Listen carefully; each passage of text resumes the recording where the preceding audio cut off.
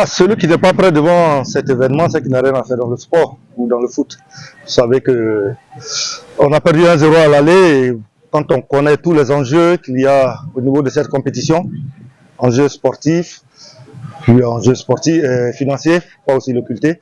Donc on ne peut qu'être prêt devant la bataille de dimanche. Ça ne sera pas facile, mais on a tout fait pour être prêt, oui, on est prêt. L'équation elle est simple, hein, c'est de tout faire pour marquer. Et surtout ne pas encaisser, de refaire notre retard d'abord. Voilà, et puis après dans le déroulé du match d'être patient, de savoir qu'un match on peut le gagner à la fin ou en début de match.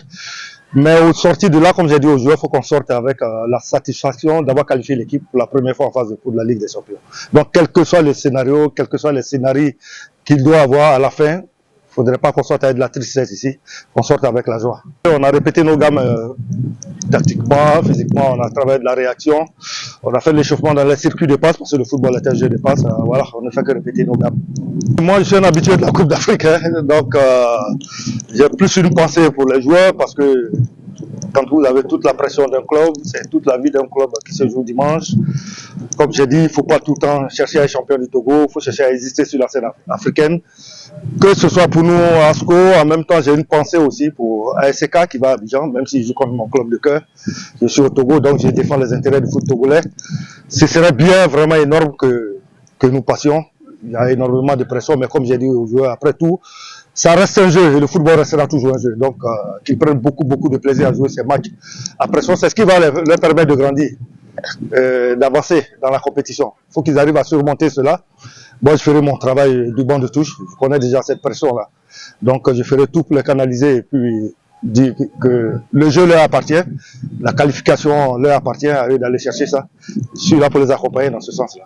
Que ce soit nous, que ce soit pour la SK, j'ai que des vœux de succès nous accompagnent tous pour que le football togolais sur cette scène africaine existe. Alors, Enoch... Les gens ils aiment bien Enoch ici. Hein. C'est comme si, est-ce qu'il va jouer ou pas, je ne sais pas. C'est comme si je vous disais que lundi vient après dimanche, c'était l'évidence. Il est là, il a été tout en tournée, il est venu, il est sur la liste CAF. Est-ce qu'il va commencer ou pas? Je ne sais pas. Ce sont les événements qui le diront. Mais c'est un renfort, mais j'ai plus de respect pour les joueurs qui sont là. Je donne toute la confiance aux joueurs qui sont là. Je respecte mes joueurs et puis après, ils me le rendent sur le terrain. Donc voilà, il est arrivé. Je le trouve très affûté. Maintenant, s'il va commencer ou pas, c'est comme si au tribunal, on vous donnait la sentence avant le jugement. On appelle au public. Le stade est gratuit. J'espère qu'ils seront encore plus nombreux que quand ils ont été là contre Mongobo. C'était déjà impressionnant. J'espère qu'ils viendront plus et puis on fera tout pour les rendre heureux, pour leur apporter ce bonheur-là, ce plaisir-là.